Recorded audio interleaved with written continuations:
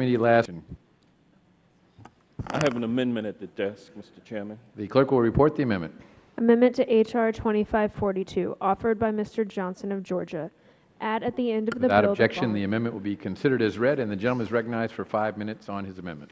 Thank you, Mr. Chairman. My amendment would ensure that millions have health care.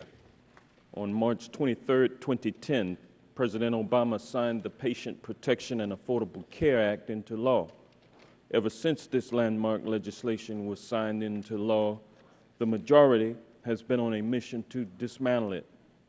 This is disconcerting as the bill is already providing benefits to thousands of my constituents and will provide affordable health care to millions of Americans who do not have it today.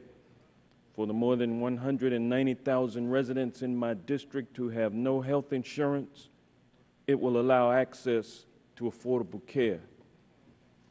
It's going to improve coverage for more than 65,000 seniors, protect more than 2,000 families from going bankrupt when a child gets sick, and allow more than 15,000 small businesses to afford coverage for their employees. Because the majority knows that the President would likely veto their pending proposals to repeal the Affordable Care Act, it has moved to deregulation as a means of eviscerating the law.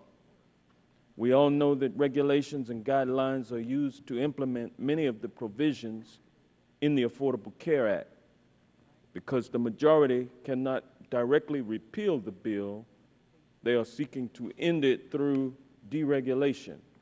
This bill, the Regulatory Flexibility Improvements Act, is another misnomer. This bill does not improve the regulatory process. Instead, it is simply part of the majority's anti-regulatory agenda to gum up the regulatory process and make it virtually impossible to implement rules for our health and public safety. This bill is far from fine-tuning the regulatory process. It will do nothing to make the regulatory process more bureaucratic, and it imposes unnecessary hurdles for agencies seeking to enact rules to protect our health and safety. More specifically, this bill will delay, if not halt, necessary regulations to implement the Affordable Care Act. I'm here to fight for the 32 million Americans and more than 500,000 people in my district who would benefit from the health care reform bill. I urge my colleagues to join me and vote this amendment out favorably. I thank you, Mr. Chairman, and I yield back the balance of my time.